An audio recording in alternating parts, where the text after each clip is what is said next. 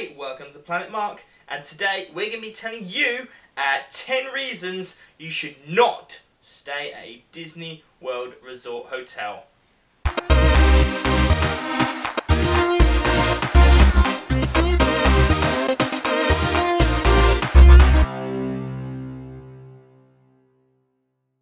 So before we start, let me just remind you that this is a series that we're doing on Disney hotels, whether you should stay on-site or off-site. And if you haven't already, check out our 10 reasons you should stay at a Disney World Resort. Hit to Planet Mark, hit that subscribe button, and smash that good old thumbs up likey button. Without further ado, let's go. Number 1, probably the biggest one of all, is that it's a lot cheaper to stay off-site. Basically, we weighed it up and it was gonna cost us £4,000, that is, over £4,000 to stay 2 weeks in a Disney moderate resort, and it was gonna cost us £4,000 or just even, maybe even a tiny bit less to stay 4 weeks off-site.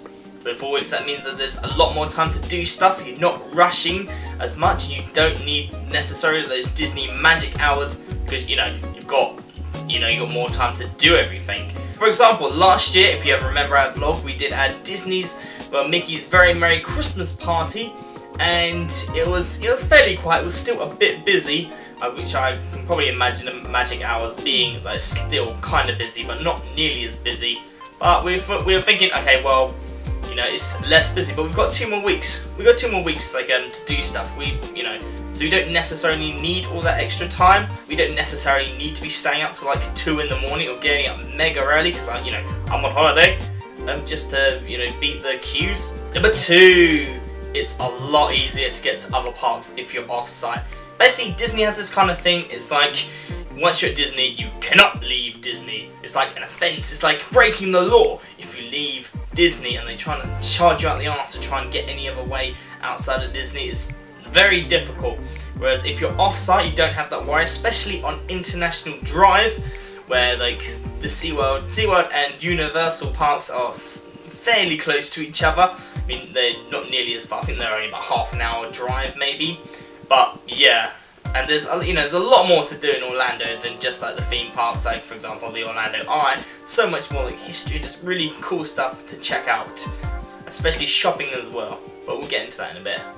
If you're traveling all the way to Orlando, especially if you're coming from the UK, to just go to one theme park is it just seems that there's so much more things that you could be doing, or just variety is the spice of life, I think the saying is. Number 3. There's better food and restaurants outside the Disney parks, and you're not restricted. That's the thing. If you're saying you've gone for this Disney dining plan, you're kind of restricted to staying only in the parks, and being restricted to what Disney has to offer instead of going around, like driving around, having a look what's around your hotel and just things like that. And it's not the same food. I mean, especially imagine if you got there if you didn't actually say for example like the fast food or something. Maybe if you weren't a massive fan of it, you much prefer McDonald's. There's no McDonald's in Disney. Big shocker, I know, but I think it's more that Disney wants to just keep all the money for themselves, which you can't really blame them. I mean, I like the food personally, but I'm just saying if you don't, and if you fancy something in particular, Disney might not have it, and that's the thing. If you're stuck with a dining plan, if you're stuck on property, and then you're kind of very restricted in what you can do. Number 4, you can pay for a better magic band. Okay, so what we said in our, what we kind of briefly mentioned in our 10 reasons that you should stay in a Disney World Resort is you get a magic band. This is how they pitch it to you, get a free magic band. However, it's just one of the normal plain ones, and we got so much better ones. Like really cool, I got a Star Wars one, and Laura got like a Finding Nemo one, which is just like, they were so much better than just the plain red, blue, for the sake of $25, and considering that you're paying a lot more for your hotel anyway, they could have at least, given you a better choice of magic bands. Number 5, it's so much quieter off-site.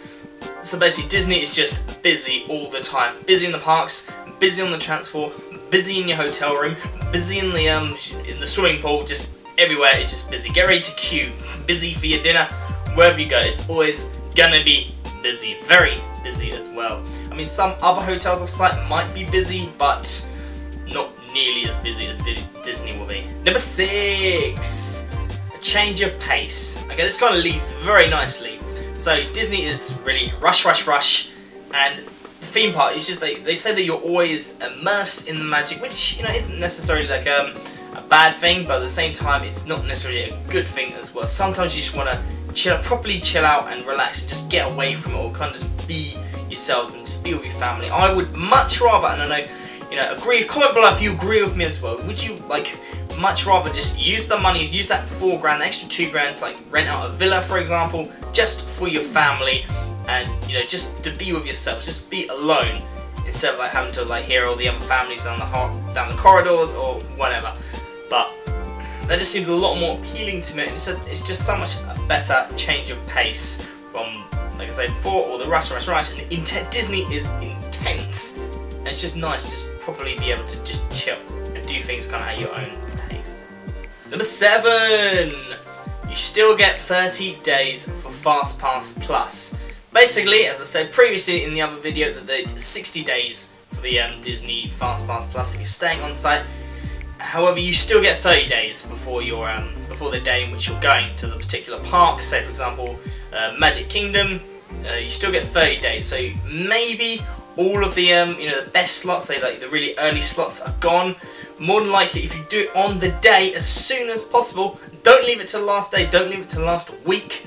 Do it on day 30, the first day that you can. Book those fast passes, and at the very least, you're most likely going to get, even if it's at a not as good time, you'd still probably be able to get those like fast passes. I mean, we do that, and we were able to get we were still able to get a Frozen fast pass, and Seven Dwarfs as well. Even though like it's still like 2.5 hours wait, we still were able to get like a fast pass for them. And also Disney hold back a certain amount of fast passes. I don't know how many fast passes they keep back, but they do keep back a certain amount for the actual day. Or maybe if you just want, you know, not wanting to plan everything, because I don't like planning everything all the time in advance. I much prefer the old system where you didn't have to plan, say, you know, if you didn't actually go on that day. But still, just keep looking, keep trying, and like I say, just be quick. You gotta be quick. Number 8, you don't need a car still. So basically, if, say for example, you can't drive, or you don't want to drive, or you don't want to pay for those like rent-a-car prices, although they're not that more expensive either way. So a lot of the hotels, just check beforehand if your hotel will, but a lot of the hotels do like shuttle bus services to Disney. So it may take a little longer, but you know, but there's always the option to Uber it. Uber, we found, is fairly cheap from iDrive, about $8.40. Say for inflation, about $9–10. Say for example, your hotel doesn't offer free shuttle bus service, but you still have to pay. You know, you might as well just like pay the Uber price and get there straight away instead of. They normally have this thing where they have to drive around loads of different hotels. But like I say, if you don't want to drive, or you know, maybe if you do want to drive, there's still the option to. And iDrive, if you stay on iDrive, I definitely recommend that for the first timers to Orlando, staying on iDrive. There's Universal one side, SeaWorld the other side, Universal to the left of me, SeaWorld to the right of me. So don't think you're limited if you're for transport if you're staying off site. Number 9. Shopping outside of the Disney parks in the outlets is so much cheaper. So much cheaper, like, for everything. So basically they've got this really great Disney discount store. If you haven't checked out a video already on like everything that you can find in there, this is literally like, we found stuff like 70–75% off of just normal stuff that was in the parks. Stuff that we found in the parks, for example a chip mug, 75% off. No way they were going to do that in Disney parks, because they know they will spend the money there. These Disney outlets, I think it's like either previous stock or stock they couldn't move, or just extra stock, so they get these. So definitely go there. And even just the general things in Disney Springs, like electronics, anything, it's just cheaper outside of the Disney parks and the Disney Springs area. There's more bang for your buck. Number 10.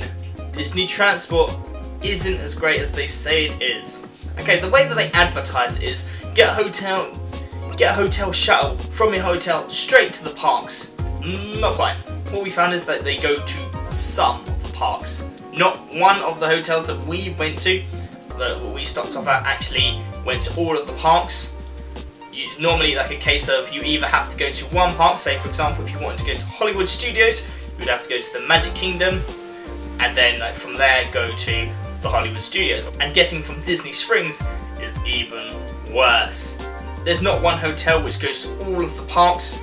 It's normally you'd either have to go to a different hotel, and from that hotel go to the park that you want to. So for example, Hollywood Studios, and that means that you'll have to go through all the other loads of other hotels. So don't think that it's just this awesome straight to your thing. You'll be there in like 5 minutes.